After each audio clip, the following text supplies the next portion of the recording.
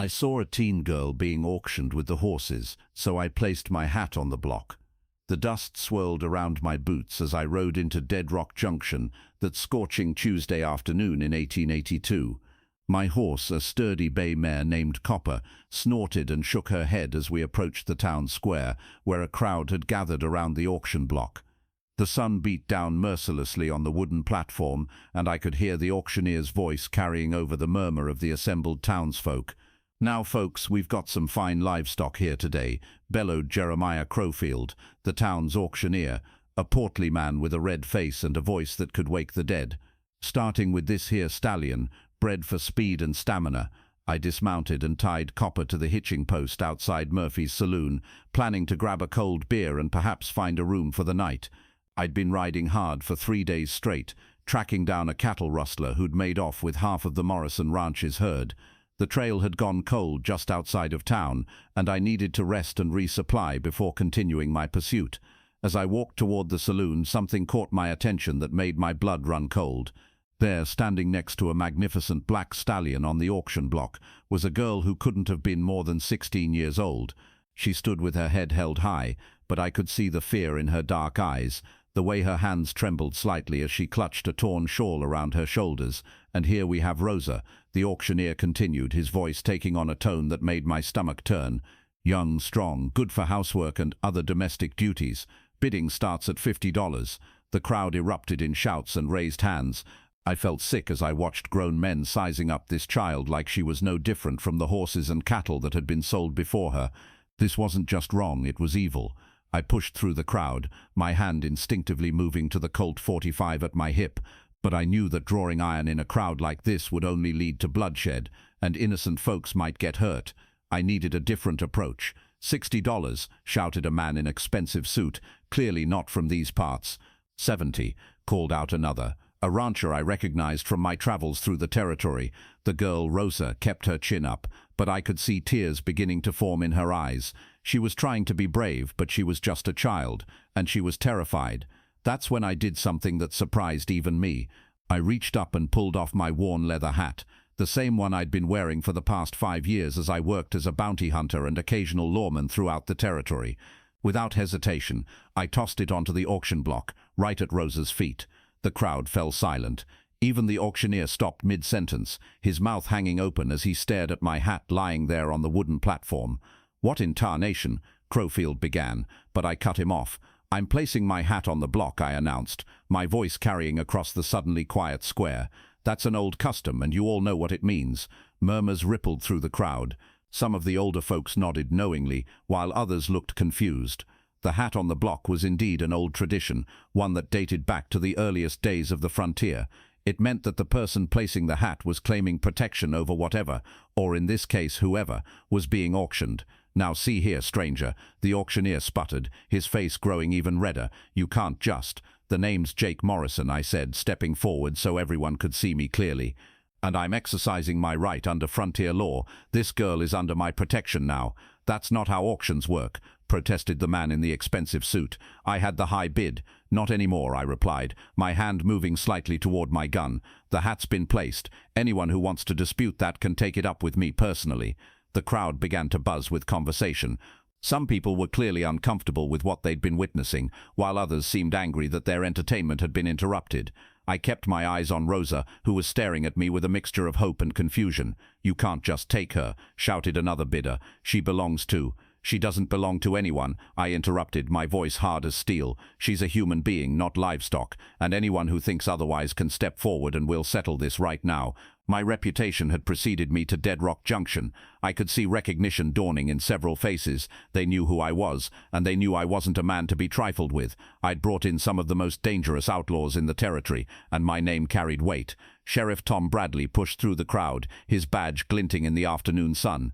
I'd worked with Bradley before. He was a good man, honest and fair, though sometimes he had to make hard choices to keep the peace in a rough town like this. "Now, Jake," Bradley said carefully, his hand resting on his own gun, "you know I respect you, but you can't just disrupt a legal auction." "Legal?" I asked, incredulous. "Tom, look at her. She's just a child. What kind of law allows for the selling of children like they're cattle?" Bradley's face showed his internal struggle. I could see that he didn't like what was happening any more than I did, but he was caught between his personal morals and his duty to maintain order. "The law's complicated out here, Jake," he said quietly. Sometimes nothing." I cut him off. "Right's right and wrong's wrong. There's nothing complicated about that." Rosa suddenly spoke for the first time, her voice barely above a whisper but clear enough for those nearby to hear. "Please," she said, looking directly at me. "My family, they sold me to pay their debts. I have nowhere to go." The admission sent a chill through the crowd. Even some of the bidders looked uncomfortable now, realizing that this wasn't some voluntary arrangement, but a desperate family's last resort. "You do now," I told her firmly. "You're under my protection."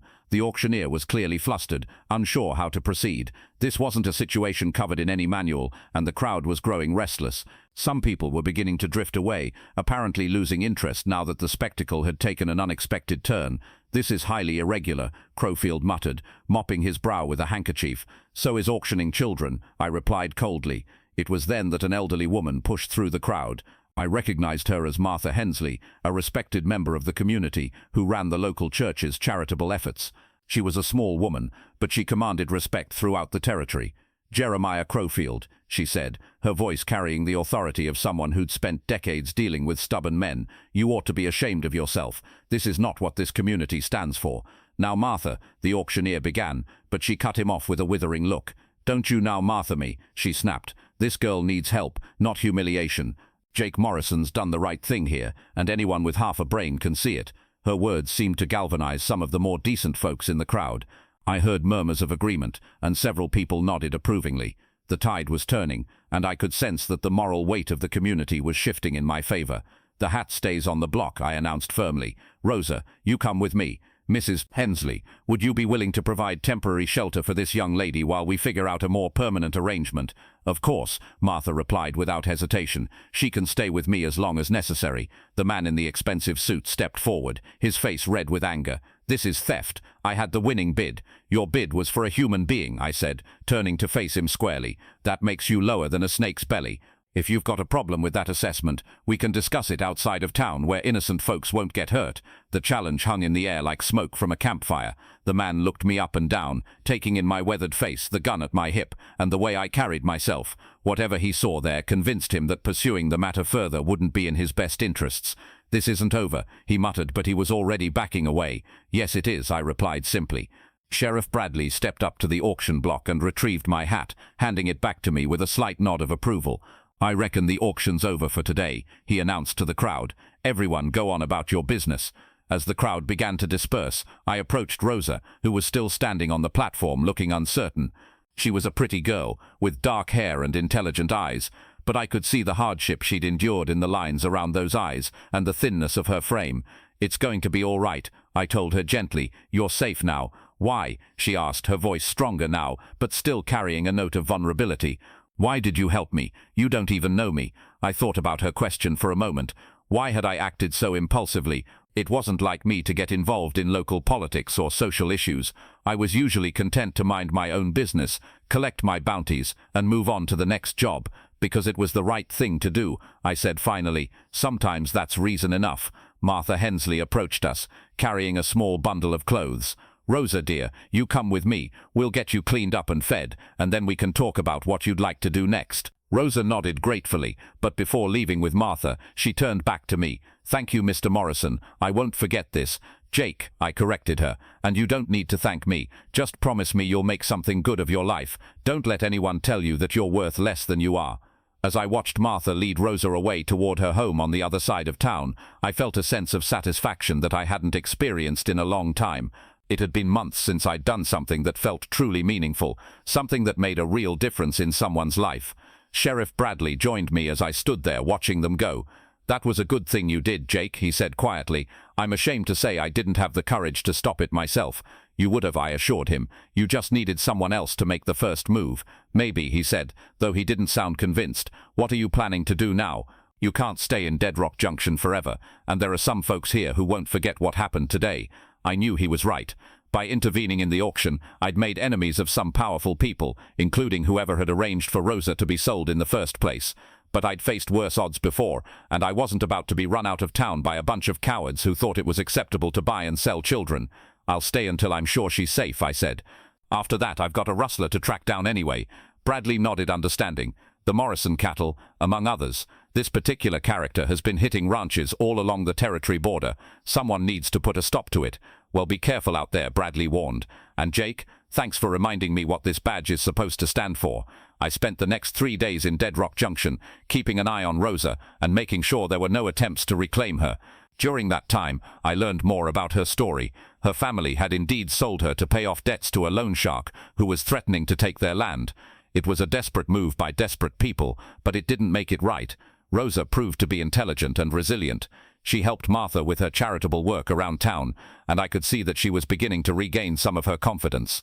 She had dreams of becoming a teacher someday, and Martha was already making arrangements for her to continue her education. On the 4th morning, as I was preparing to leave town, Rosa approached me outside the hotel where I'd been staying. "I wanted to say goodbye," she said, "and to thank you again for what you did." "You already thanked me," I reminded her. "Besides, you're the one who's been brave through all of this. I just did what anyone should have done." "But they didn't," she pointed out. "You did. That makes all the difference." She was right, of course. Sometimes doing the right thing isn't about grand gestures or heroic acts. Sometimes it's just about standing up when everyone else is sitting down, speaking out when everyone else is silent. "What will you do now?" she asked. "Track down a cattle rustler," I said, checking my horse's saddle one more time. "After that, who knows? There's always someone who needs help, somewhere. Maybe someday I can help people the way you helped me," she said thoughtfully. "I'm sure you will," I replied, and I meant it. There was something special about this girl, something that suggested she'd overcome her difficult start in life and make something meaningful of herself. As I rode out of Dead Rock Junction that morning, I thought about the strange turns life can take.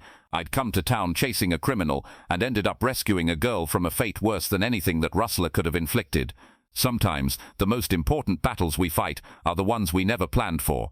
The trail of the cattle rustler led me north toward the mountains, through country I knew well from my years of tracking outlaws and lost livestock. But this time, I rode with a lighter heart than usual. For once, I'd been in the right place at the right time to make a real difference in someone's life. The hat on my head felt different somehow, like it carried more weight than before.